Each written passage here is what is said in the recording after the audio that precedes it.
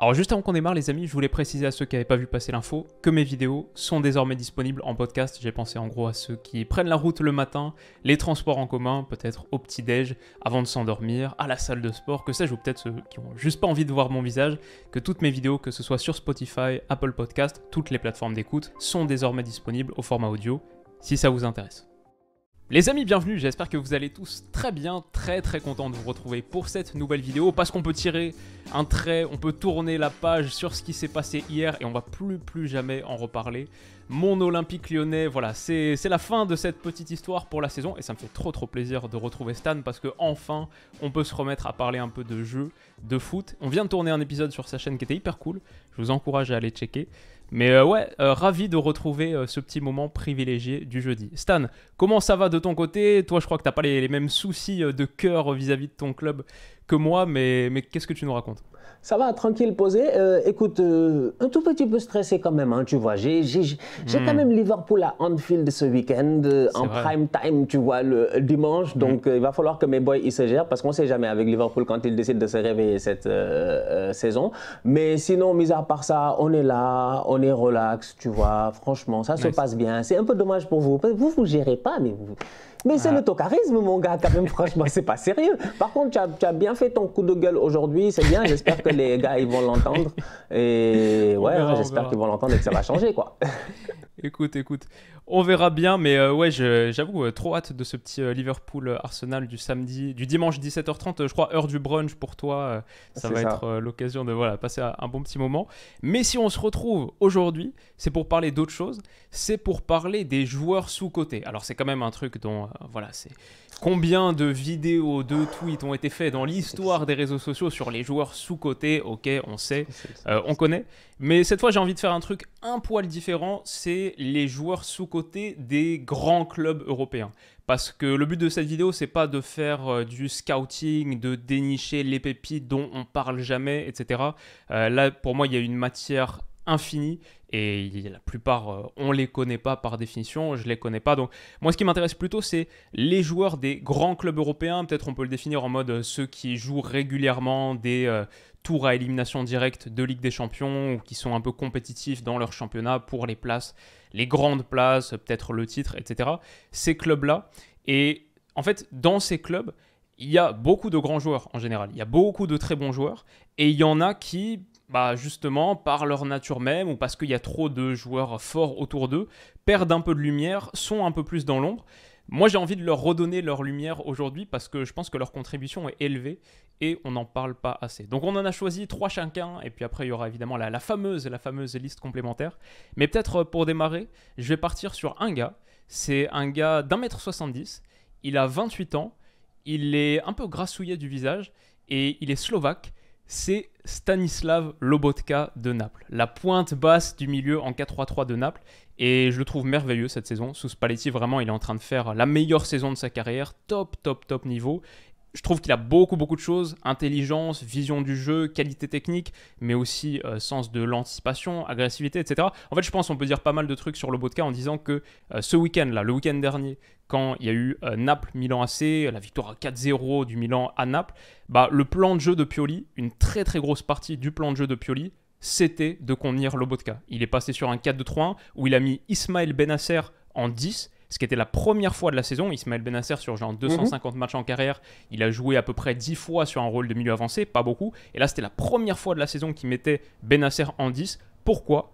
Pour faire du marquage individuel sur Lobotka, pour contenir la plaque tournante, celui qu'il avait identifié comme étant le danger majeur de Naples. Et ça a plutôt bien marché. Lobotka a dû sortir autour de la 65e minute, un truc comme ça.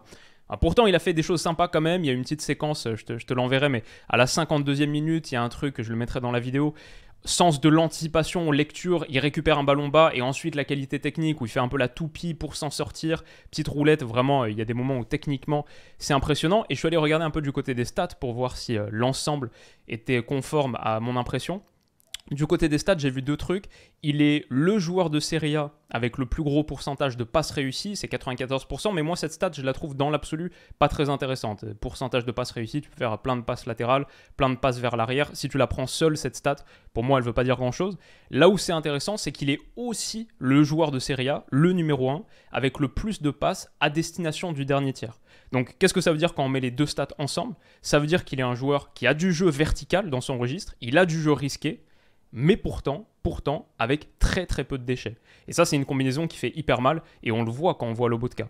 En plus, du coup, en m'intéressant un petit peu à lui là pour cette vidéo, je me suis refait son parcours de joueur, et ça j'adore, il a un vrai parcours de battant, le gars que t'attendais pas à ce niveau. Il est formé en Slovaquie, donc c'est pas comme s'il a été tout de suite dans l'académie d'un grand club européen, etc. Formé en Slovaquie, à Trenčín. Il est vite fait post-formé à l'Ajax, il fait une saison quand il a 19-20 ans chez les Young Ajax, équipe B de l'Ajax, mais derrière, il gravit progressivement les échelons.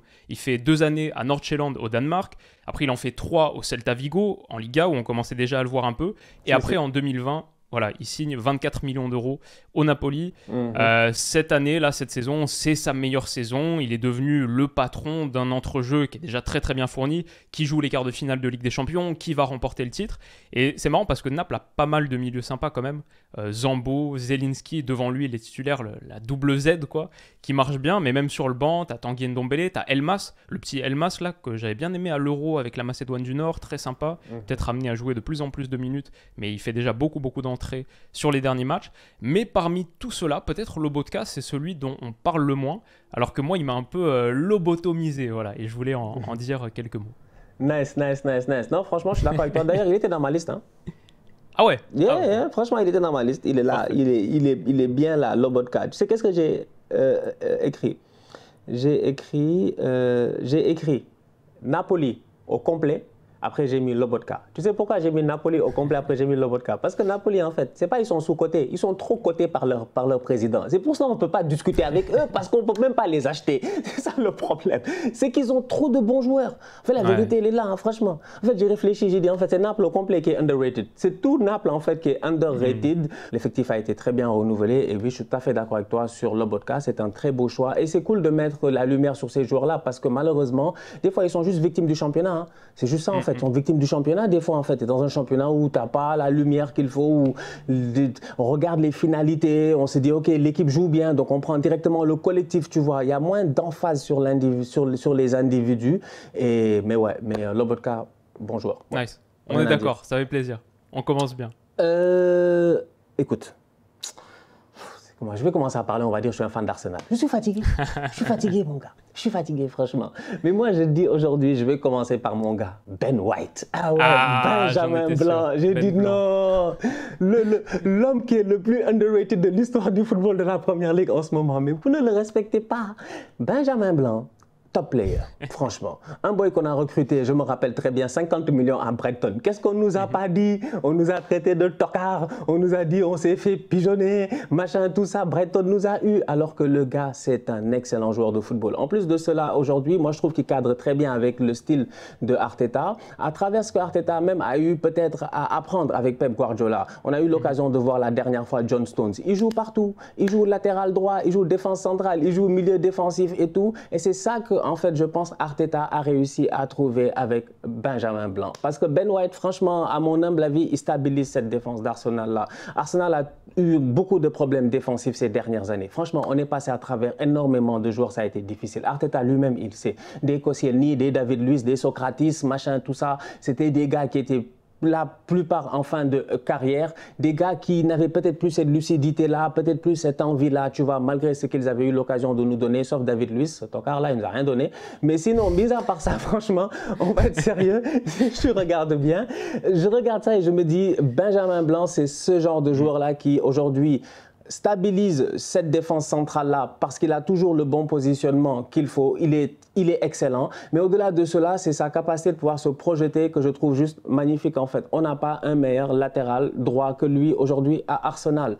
Et ça montre à quel point son travail est bon. Ses passes sont millimétrées, son entente avec Saka, plusieurs fois cette saison, les gens l'ont vu en fait. Tu vois que vraiment c'est un gars qui est à l'aise, ballon au pied. Et ça c'est important, tu vois. Tu vois que c'est un joueur, et lui-même il a dit que durant toute sa carrière, durant toute son enfance, durant toute son évolution, il a eu à occuper plusieurs postes sur le terrain, tu vois.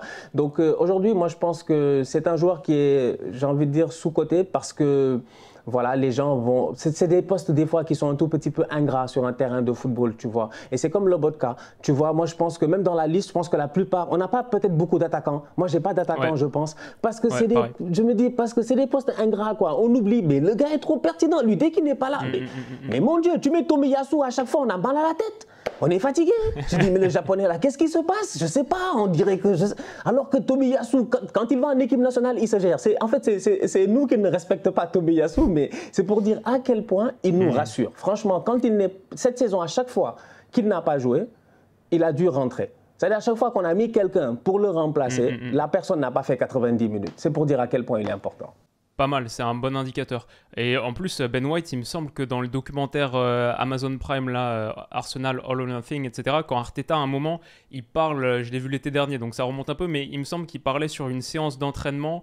Il disait... the vast majority of players train well. Il y en a quelques-uns qui train genre pas bien, et il y en a quelques-uns qui train exceptionally well, un truc comme ça, genre il situe, etc. Et Ben White, il est clairement dans la liste de ceux qui s'entraînent extrêmement bien. Ça se voit qu'il est un professionnel modèle, hyper dévoué, hyper attentif, hyper à l'écoute. Et t'as raison, c'est intéressant parce que sous-côté, c'est aussi, dans la définition un peu qu'on est en train de tisser, c'est aussi sous-côté par rapport à récemment, parce qu'à un moment, on pouvait considérer qu'il était surcoté. Quand même, lui, c'est typiquement le genre de joueur où son étiquette, le montant de son transfert, lui a fait beaucoup de mal sur sa perception. Quand il arrive... et qu'il a coûté 50, peut-être plus avec les bonus, millions d'euros, forcément, le niveau d'attente est très fort et on est très prompt à l'enfoncer après quelques erreurs. Je ne sais pas si c'est le premier match de la saison d'Arsenal contre Brentford, là, qui perd 2-0 à l'extérieur, il y a quelques années où il avait été un peu fautif sur une tête... Ouais, au second poteau, sur une touche, là, c'était peut-être un truc comme ça. Et tout de suite après, les critiques, elles descendent très fort. Et bah là, ça fait plaisir de le voir remonter la pente, et je suis d'accord. D'ailleurs, petit aparté, mais sur les défenseurs centraux qui sont latéraux en ce moment, c'est vraiment un phénomène. On parlait de City, Ake et Stones. Le Barça, toutes les équipes un peu d'inspiration guardiolaine, quoi, qui lui... au Bayern, avait déjà commencé à mettre des joueurs très centraux sur les côtés, ou alors des gars sur les côtés qui rentrent vraiment dans l'axe, genre Lam, Alaba, etc. Après, dans la foulée, voilà, à City, ce qu'on voit avec Ake, Stones, Arsenal... Ben White, mais Zinchenko aussi, qui rentre, qui fait la plateforme du milieu, Xavi avec Koundé. Finalement, il y a beaucoup de ces défenseurs centraux là, ou milieux centraux, mais pas mal de défenseurs centraux qui se recyclent bien, et c'est un peu une des nouvelles tendances. Mais Ben White en est une belle illustration. Donc ouais, tu l'as bien défendu, et je suis totalement d'accord avec ce choix. Si j'enchaîne, je vais partir sur un gars qui est pour le coup en dehors des 5 championnats majeurs. Mais son club est en train de faire une extraordinaire saison et pourrait être pas trop loin du Graal dans quelques semaines. C'est un gars de Benfica. Je dirais top 2 ou top 3 des joueurs les plus importants de Benfica cette saison. Certains pourraient même dire top 1, et je pense qu'on ne pourrait pas dire qu'il se trompe absolument. C'est un milieu de terrain. Il est co-meilleur buteur du championnat portugais avec 17 buts, même s'il y a 7 pénaltys. C'est João Mario, qui fait vraiment une très belle saison, la plus grande saison de sa carrière. Lui a 30 ans, 30 ans João Mario. C'est vrai que sur les 17 buts en championnat, il y en a 7 qui sont sur penalty, il y a 6 buts en Ligue des Champions, il y en a 5 qui sont sur penalty, donc il y a pas mal de penalty dans le lot, mais il est aussi le 3e joueur du championnat portugais avec le plus de passes décisives, et globalement il est toujours dans la zone quand il s'agit de finir. Je trouve que ses incursions dans la surface de réparation, même pas forcément à balle au pied, mais il est toujours là, un peu en arrivant de la droite pour finir. Et sous Roger Schmidt, il est vraiment en train de détonner sur un rôle un petit peu plus latéral que peut-être là où il avait été positionné avant. Et je crois qu'on le zappe un peu parce qu'il ressort sur tous les tableaux statistiques. Je suis allé voir, franchement, João Mario, championnat portugais, il est de partout dans le top 10, top 4, top 3. On le zappe un peu parce qu'on ne regarde pas le championnat portugais, soyons honnêtes. Ça, c'est quand même un gros truc. Et aussi, je pense, moi, la raison pour laquelle je pense pas souvent dans ma vie à João Mario, c'est parce qu'on en entend parler depuis trop longtemps, en fait. Le gars, son nom, là, il circule depuis une éternité. Moi, je me souviens à l'époque où je jouais à FIFA, voilà, tu pas que João Mario 25 fois par année et tout, ça va, João Mario. Ok, on a compris. Mais en fait, à 30 ans, on en entend parler finalement. Le gars, on en entend parler depuis quasiment 10 ans maintenant. J'avais oublié, mais je suis allé me refaire son parcours, là. L'Inter, en 2016, ils l'ont acheté 45 millions d'euros, hein. Plus 5 de bonus, genre 50 millions bonus compris, ils ont posé sur João Mario à l'époque, qui était une des révélations du championnat portugais. Et derrière, ça n'a jamais donné quelque chose de constant. Il a été prêté par l'Inter, il a été prêté à West Ham, 13 matchs, Lokomotiv Moscou, 18 matchs, le Sporting, il est revenu au Sporting en prêt, 28 matchs. Mais là, sous Schmidt, ça marche très très bien, et c'est un vrai leader, je crois. Ça, c'est un truc qu'on peut lui ajouter en plus. On en avait parlé un peu ensemble, je crois, quand on faisait les favoris pour la Ligue des Champions, etc. Je me souviens, je te parlais de Benfica et d'un but que j'avais vu contre Bruges où il était allé féliciter son coéquipier, même si celui-ci aurait pu le servir franchement dans la surface, et avait fait le choix un peu égoïste, je crois, à Rafa Silva, but de l'extérieur. Mais tout de suite, il n'y a aucune pensée individualiste, égoïste. Il va tout de suite célébrer, il est à fond. C'est un vrai leader de cette équipe. À 30 ans, il est en train de vraiment prendre cette fonction, en plus d'être un joueur offensif qui apporte énormément, technique, créatif. Et en plus, le truc qui est intéressant, c'est que le quart de finale de Ligue des Champions, là, qui arrive, c'est Benfica-Inter. Donc, c'est João Mario qui retrouve l'Inter, auquel il n'a jamais beaucoup donné, auquel il a coûté 45 millions d'euros d'indemnité de transfert, et il est parti libre, je crois en rachetant la dernière année de son contrat là, pour pouvoir signer à Benfica. Donc ça va être sympa à suivre, les retrouvailles, et sympa à suivre parce que c'est un top joueur. Bon, écoute, alors... Je ne sais pas si je suis d'accord, quoi. J'ai réfléchi, j'ai dit, bon, oui, non, je l'aime bien, quoi, tu vois. Donc, je ne sais pas. Est-ce que je lui dis la vérité ou je ne dis pas la vérité? Alors João Mario, faut pas nous fatiguer. Mais João Mario, ça fait trop longtemps qu'il est là pour être sous-coté. João Mario a été coté, sur-coté, côté. Il a été coté en bourse, il a été coté au CAC 40, il a été coté au Nasdaq, il a été coté au Dow Jones, il a été coté partout, le frérot. Ouais, c'est vrai, il est là depuis longtemps. Après, je suis d'accord sur le fait qu'effectivement, il fait une top saison. Ça, sur ce point-là, ça, je suis d'accord. Et j'aime bien aussi son leadership, et je pense que ça stabilise beaucoup cette équipe du Benfica là, où il y a des jeunes joueurs. Et écoute, ouais, je suis d'accord avec toi sur ce point-là. Après, pour moi, le problème du sous-côté, c'est pour ça que je t'ai dit que l'exercice a été difficile, tu vois. L'exercice a quand même été difficile parce que moi, dans ma liste, je me suis dit, il y a des gars, je ne sais pas s'ils sont vraiment sous-côté parce qu'à un moment donné, franchement, on vous a donné votre chance, quoi. C'est-à-dire que le train, il passe, nous, on n'a pas notre temps. Il ne faut pas nous faire attendre 5 ans pour nous dire « Ah, maintenant, je suis sous-côté parce que maintenant, Non, mais bon gars, quand même. Si Anthony Martial, il arrive l'année prochaine, il nous fait une saison à 35 buts, on va dire quoi? Il est sous-côté. Il ne faut pas que Martial, il nous énerve. Hein? Martial, il est coté depuis Golden Boy 2015. Donc, il y a ce truc-là en tête qui me fait dire que, bon, je suis d'accord avec toi, mais je ne suis pas d'accord non plus, tu vois. Peut-être parce que j'avais oublié à quel point João Mario, c'était un truc, enfin, l'histoire de son transfert à 45 millions d'euros, j'avais totalement zappé. Je savais qu'il avait joué à l'Inter, etc., mais pas qu'il avait coûté autant. Donc c'est vrai. Mais après, c'est vrai, sous-côté aussi, c'est peut-être la définition un peu en mode à court terme, là, genre, qu'est-ce que les gens pensent maintenant. Et là, maintenant, dans l'esprit du moment, j'entends pas beaucoup de gens parler de João Mario, mais c'est aussi parce que, forcément, c'est le Portugal. On regarde pas beaucoup Benfica, voilà, comme on en a parlé en championnat, on les regarde pas, on les regarde que en Ligue des Champions, donc, ouais, il passe un peu en dessous des radars de ce point de vue, mais ouais, je comprends aussi ton argument. Écoute, moi là, ça commence à devenir compliqué parce que là, moi en fait, tu sais, moi quand je fais mes listes, je fais pas liste complémentaire, je mets tout le monde. Après là, c'est en te parlant, moi je suis un peu désordonné des fois, c'est en te parlant que je réfléchis, je dis bon, maintenant je lui balance qui là. C'est bien, comme ça on se complète. Je lui balance qui là? Là, je lui ai balancé Ben Blanc. Écoute, je sais pas si je vais en Italie, je vais en Espagne ou je reste en Angleterre. C'est un peu ça, un tout petit peu le challenge que j'ai en ce moment. Je vais aller à l'Atlético Madrid. Ah, bien. Et je vais parler de José Jiménez, défenseur central, que moi je trouve franchement pertinent. Sincèrement, je le trouve pertinent. Je trouve que c'est un boy qui déjà, c'est un Uruguayen. On connaît les défenseurs centraux uruguayens. Il a appris de son aîné, franchement, Godin, excellent défenseur. Un défenseur, on ne peut pas beaucoup parler. Je pense qu'il n'y a pas beaucoup de discussions à avoir. C'est juste que c'était l'Atlético, mais je pense que Godin n'a pas grand-chose à envier aux autres défenseurs de sa génération dans son temps. Il a eu à performer. Ils ont eu à très bien performer, même 2 finales de Ligue des Champions malheureusement perdues. Bon, face à l'ogre, les méchants, le Real Madrid. Donc aujourd'hui, je pense que Jiménez, il a fait son chemin. Il a eu l'occasion aussi de s'installer dans cette équipe nationale de l'Uruguay là, d'être un membre important, de jouer des moments importants, Coupe du Monde, deux même, hein, n'est-ce pas, si je ne me trompe pas, parce que 2018, il était là. 2018, il était là avec les Antoine Griezmann, tout ça. Donc aujourd'hui, je regarde ça et je pense que... Avec les Antoine Griezmann. Oui. Griezmann, ça en a fait un membre de la sélection uruguayenne. Genre, parce qu'il avait son maté et tout. Oui. Toi, tu as capté. Peut-être que tu vois, c'est ça les subtilités. Tu vois, les subtilités outsider. Parce que Griezmann, lui, Griezmann, ça dépend. Griezmann, des fois, il est congolais, des fois, il est sénégalais, des fois, il est uruguayen. Ça dépend de son mood, de comment il s'est réveillé. Mais aujourd'hui, je regarde et je me dis, je pense qu'il a fait son chemin à l'Atlético.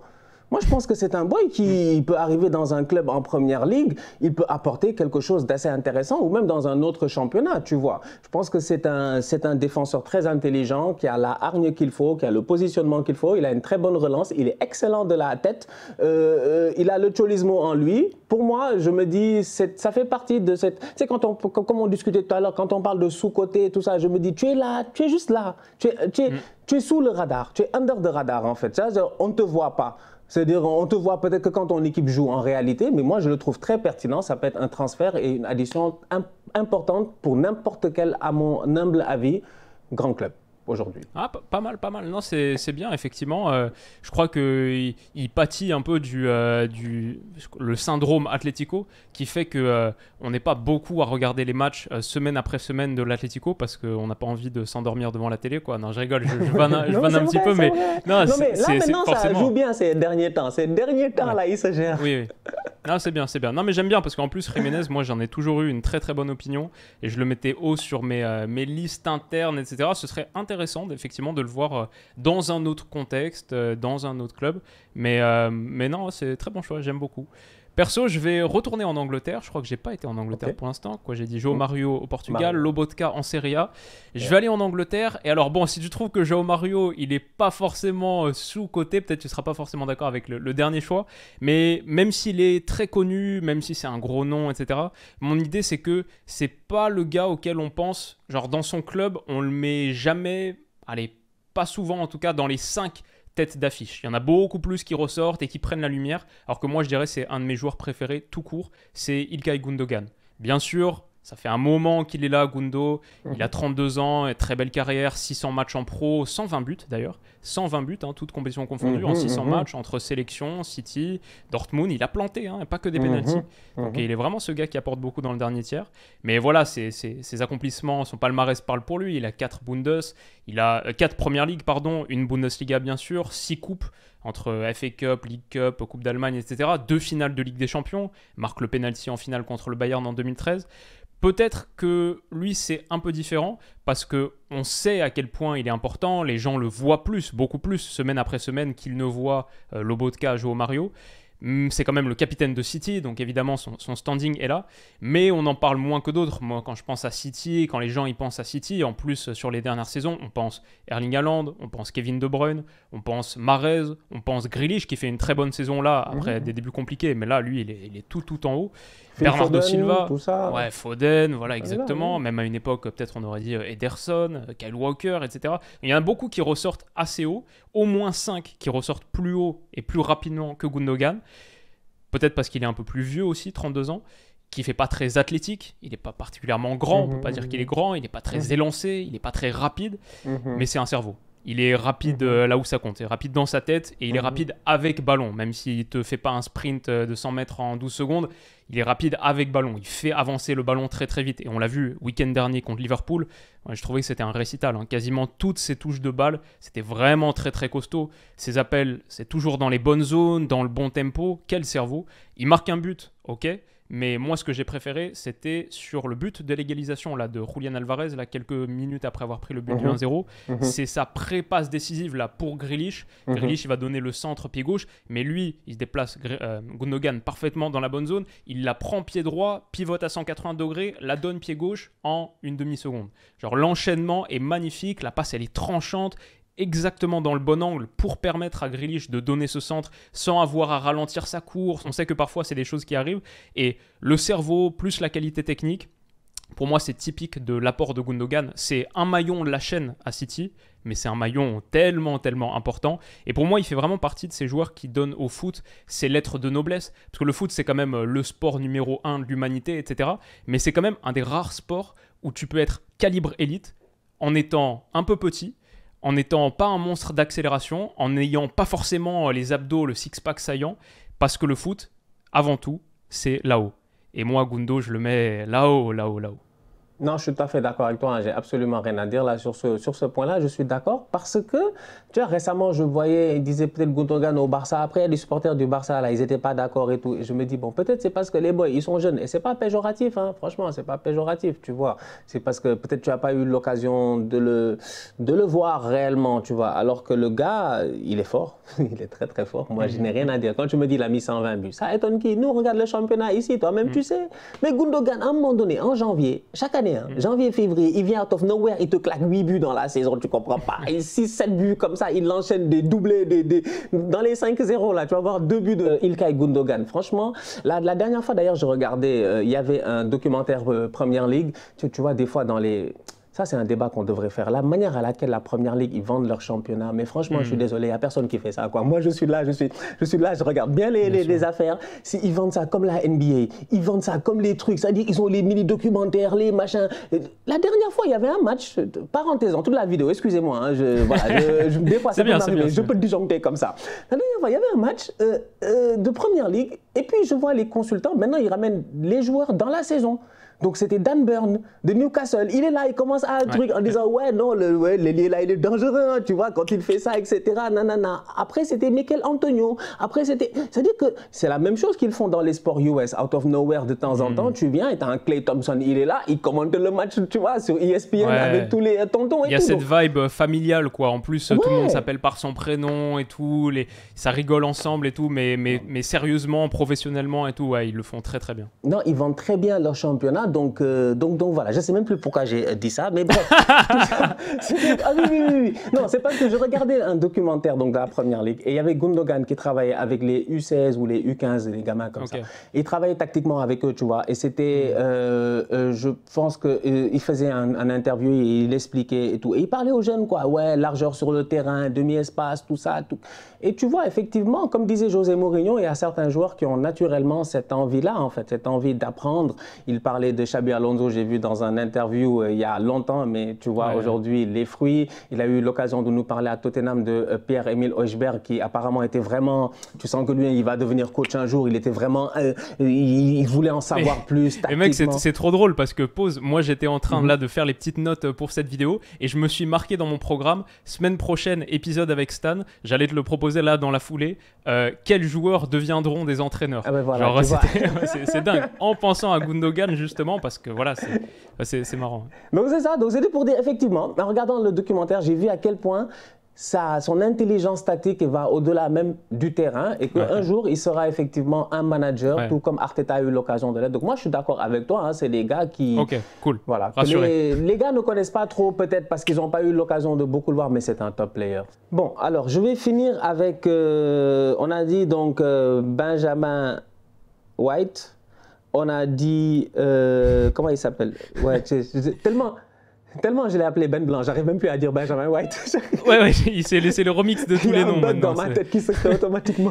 Ben Blanco. L'autre, Jiménez, je dirais sous-côté. Pourquoi? Parce que jusqu'à présent, je ne vois pas beaucoup de gens se battre pour lui, même s'il est dans une institution qui est en train de grandir, qui, à mon humble avis, va jouer les grands rôles dans les prochaines années. Et ça, on n'y peut absolument rien parce qu'ils ont un très bon coach et en termes de management, ils se gèrent mieux que les autres, en tout cas dans la zone, qui sont venus investir. Là, je parle de Newcastle et des Saoudiens. Et je regarde aujourd'hui et je pense que Guimarães, que toi, tu connais très bien, c'est un boy que franchement... Moi, je te dis que dans ma liste, j'ai que des boys. Je me dis, il faut que Arteta, il les regarde, quoi. Arteta, regarde un tout petit peu.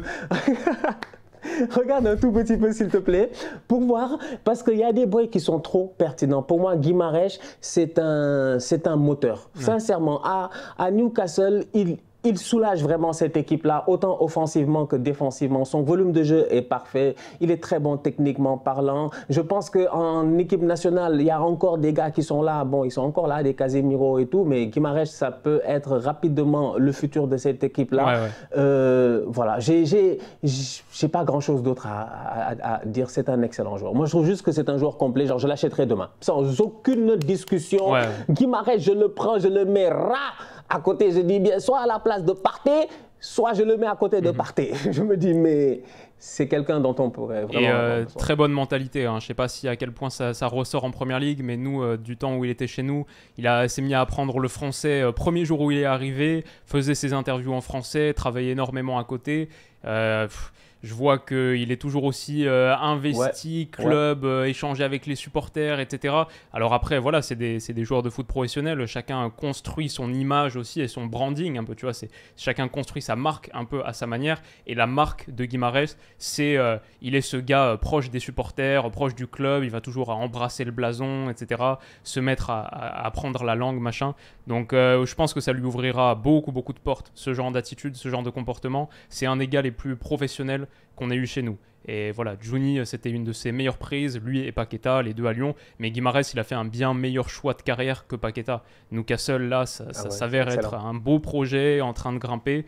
Et il est dans un style très particulier, hein, son registre technique. Parfois, on dirait parfois presque qu'il n'a pas assez de force dans ses passes ou dans ses tirs. C'est un peu spécial visuellement, il est un peu spécial, mais ça marche et il est très efficace, super intelligent. Et l'agressivité, lui, compte pas ses efforts, le volume de jeu. Et j'ai vu qu'à Newcastle, en plus, il marquait de plus en plus. Marquait de plus en plus de buts en étant plus avancé que là où il était à l'OL. Donc voilà, ça montre son adaptabilité, sa flexibilité, sa capacité à toujours apprendre de nouvelles choses.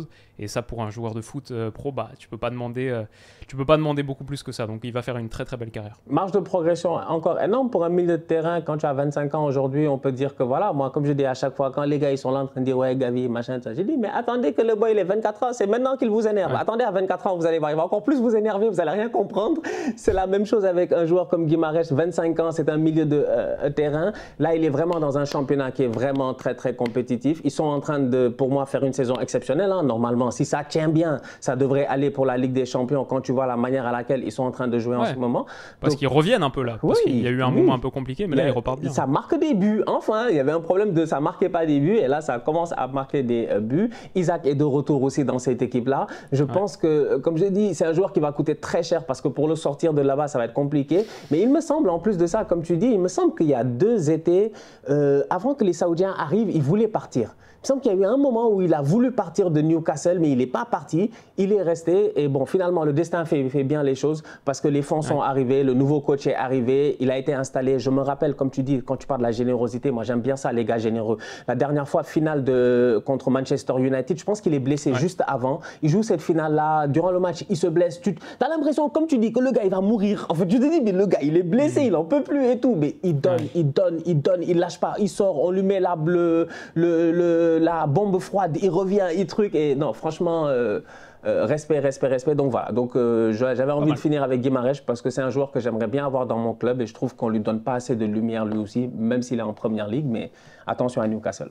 Dans ma liste complémentaire, je vais la faire juste en énumérant les noms là parce qu'il y a plein de trucs. J'avais effectivement Ben White, mais sinon j'avais Arsenal, Zinchenko, Danilo Pereira du PSG, peut-être le joueur sous-côté du PSG.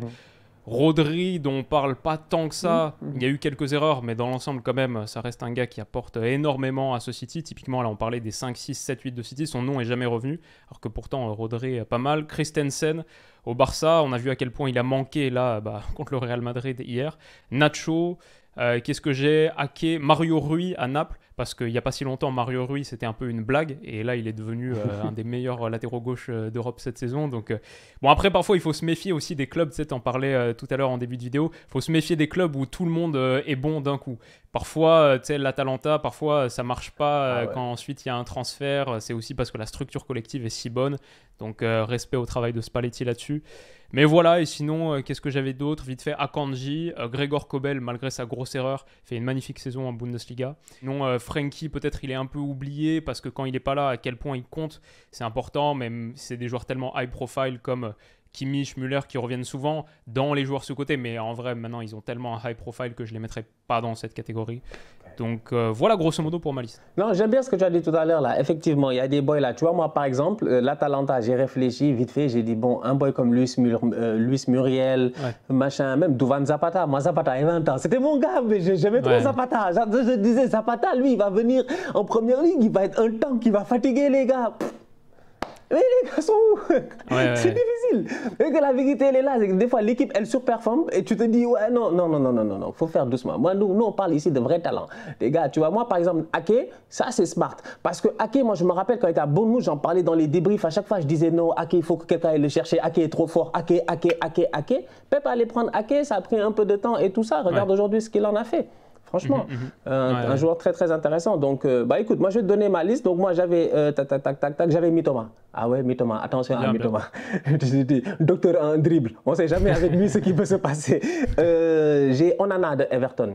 Moi le boy là, il me plaît beaucoup. Franchement, je me dis c'est un autre boy à Arsenal là. Si on pouvait se gérer là, Onana, moi je pense que ça pourrait être pertinent. Pour la Belgique de Tedesco, ça peut leur faire du bien. Ouais, non, là même la dernière fois là, tu le vois. Non, c'est un très très bon. Et puis le boy, il parle Wolof, tout ça, on aurait pu l'avoir au Sénégal. Putain, c'est pas possible, quoi. Franchement, tu vois comment nos gars doivent se gérer. On aurait dû le rapatrier depuis longtemps, comme les Koulibaly et tout. Là, on l'a perdu, c'est dommage. Imagine, j'étais en train d'imaginer ça encore. Je me dis, non, Onana aurait remplacé Gana Gueye sans aucun problème. Mais bon. Declan Chep. Ouais, Declan Rice. Rice parce que, bon, voilà, Chep, parce que Chep, ça veut dire riz en Wolof. Oui, et puis, bon, tout le monde sait que nos plats sont à base de Chep. Donc, vraiment, Declan Chep, c'est mon gars. Lui, j'espère qu'il va signer à Arsenal. Si West Ham va en deuxième division, comme les gars disent, peut-être qu'on va le récupérer à moitié prix. Pour le moment, c'est compliqué, surtout quand tu vois ce qu'ils ont fait hier. C'était une honte face à Newcastle, du n'importe quoi. Ouais. J'invite les gens à aller voir ça. Nicolo Barella, je trouve que c'est un excellent joueur de football et je sais pas, il n'y a pas assez de lumière sur lui et tout. Mais c'est peut-être l'archétype du boy qui doit rester en Italie.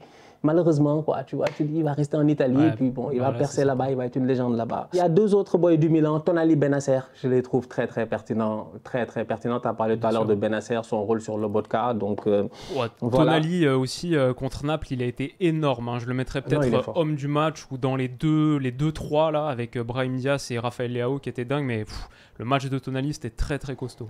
Et c'est toujours ça le problème. Est-ce que ces petits-là peuvent s'adapter dans d'autres championnats? Est-ce que réellement, tu penses, surtout, je sais pas, des fois ça peut être compliqué, tu vois. C'est comme les boys anglais là. Est-ce que tu peux les sortir tous? Tout le monde n'est pas Bellingham, tu vois. C'est ça. Bah, le mieux, ce serait qu'il n'y en ait pas besoin, que la Serie A devienne hyper compétitive et c'est plutôt bien parti cette saison pour qu'on ait un peu de concurrence par rapport à la Première Ligue. Mais ouais, non, Tonali, c'est pas mal. Il m'en reste deux. Qui est ça? Retour de blessure, j'espère que ça va aller, qu'il va se relancer. C'est un excellent joueur. Et le dernier, voilà, c'est quand même un paradoxe, mais ça peut m'arriver de temps en temps. Il y a des boys de Tottenham que je trouve pertinents. Voilà. Ça peut arriver. Et c'est Bentancur, je trouve très pertinent. Ouais, Bentancur, j'aime bien au milieu de terrain. Il y a quelque chose. Tottenham, ils sont nuls, mais il y a quelque chose en Bentancur que je trouve très pertinent. Donc voilà. Ouais, voilà. On somme un peu les boys que j'avais. Ouais. Superbe. Bah écoute, bravo. Très bon travail. On a bien bossé, les amis, j'espère que ça vous aura plu. Vous pouvez me dire en commentaire, c'est pas vous pouvez, je vous invite, faites-le s'il vous plaît. Dites-nous en commentaire les joueurs que vous trouvez sous-cotés dans les grands clubs européens, dans les très grands. Après, si vous voulez nous parler de ceux qui sont dans les plus petits clubs, dans vos clubs, etc., faire un peu de scouting, bon, n'hésitez pas. Dites-nous tout et bon, je crois qu'il n'y a pas grand-chose de plus à ajouter. On vient de tourner un épisode sur la chaîne de Stan, là, Chelsea, quel coach pour Chelsea? On a parlé de toutes les différentes options. Frank Lampard, la nomination un peu surprise en tant qu'intérimaire. Est-ce qu'il n'y a pas un truc qui va se passer un peu dingue là? Donc rendez-vous sur sa chaîne pour voir ça. Allez vous abonner de son côté et merci de votre fidélité, votre confiance. Passez une excellente journée et on se dit à bientôt. Bisous.